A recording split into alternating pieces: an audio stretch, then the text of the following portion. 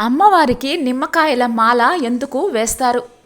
అమ్మవారి స్వరూపాలైన దుర్గమ్మ, భద్రకాళి మరియు గ్రామ దేవతలకు నిమ్మకాయల మాల అంటే ఎంతో ఇష్టం. నిమ్మకాయ శక్తికి సంకేతం. మనలో ఉన్న దిష్టి, ప్రతికూల శక్తి మరియు దుష్ట ప్రభావాలను పీల్చుకునే శక్తి నిమ్మకాయలకు ఉంటుంది. అందుకే అమ్మవారిని శాంతింప చేయటానికి, మనల్ని రక్షించుకోవటానికి ఈ మాల వేస్తారు. సాధారణంగా మొక్కుబడిని బట్టి, సమస్య తీవ్రతను బట్టి 11 లేదా 21 లేదా 51 లేదా 108 నిమ్మకాయలతోటి మాల కట్టి అమ్మవారికి సమర్పిస్తారు. 108 నిమ్మకాయల మాల అత్యంత శక్తివంతమైనది. శుక్రవారం మాల వేస్తే సౌభాగ్యం, లక్ష్మీ కటాక్షం లభిస్తాయి. మంగళవారం రాహుకాలంలో దుర్గాదేవికి మాల వేస్తే రాహు దోషాలు, పెళ్లి సంబంధాల్లో అడ్డంకులు తొలగిపోతాయి. ఆదివారం మాలను సమర్పిస్తే తీవ్రమైన దిష్టి దోషాలు, శత్రు బాధలు తొలగిపోతాయి. పురాణాల ప్రకారం అమ్మవారు రాక్షస సంహారం చేసినప్పుడు కలిగిన వేడిని శాంతింప చేయటానికి భక్తులు చలవ చేసే నిమ్మకాయలను మాలగా వేశారు. నిమ్మకాయలోని పులుపు అహంకారాన్ని హరిస్తుంది. అమ్మవారికి ఈ మాల వేయడం వల్ల ఆమె శాంతించి కోరిన వరాలు ఇస్తుంది. మచ్చలు లేని పండని స్వచ్ఛమైన నిమ్మకాయలను తీసుకోవాలి.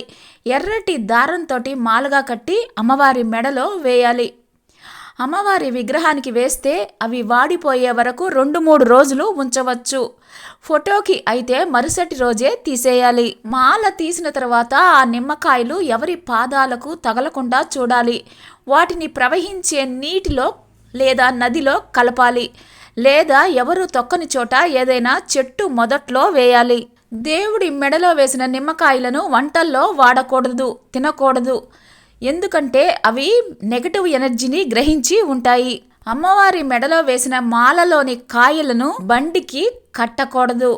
మెడలో వేసిన మాల వేరు, అమ్మవారి పాదాల చెంత ఉంచి పూజ చేసిన నిమ్మకాయలు వేరు. అమ్మవారి పాదాల దగ్గర ఉంచి మంత్రోచ్చారణతో పూజించిన నిమ్మకాయలలో సకల శక్తి ఉంటుంది. పూజారి ఆ కాయను మీకు ఇస్తే అది అమ్మవారి ఆశీర్వాదంగా భావించాలి. అనవసరమైన భయాలు ఉన్నవారికి, రాత్రిపూట పీడకలలు వచ్చేవారికి ప్రసాదంగా ఇచ్చిన నిమ్మకాయను తలగడ కింద పెట్టుకుంటే ఇది ఒక రక్షణ కవచంలాగా పనిచేస్తుంది. ప్రసాదంగా ఇచ్చిన ఒక కాయనైతే నీళ్లలో కలుపుకొని తాగవచ్చు. మాలలోని కాయలను తాగకూడదు.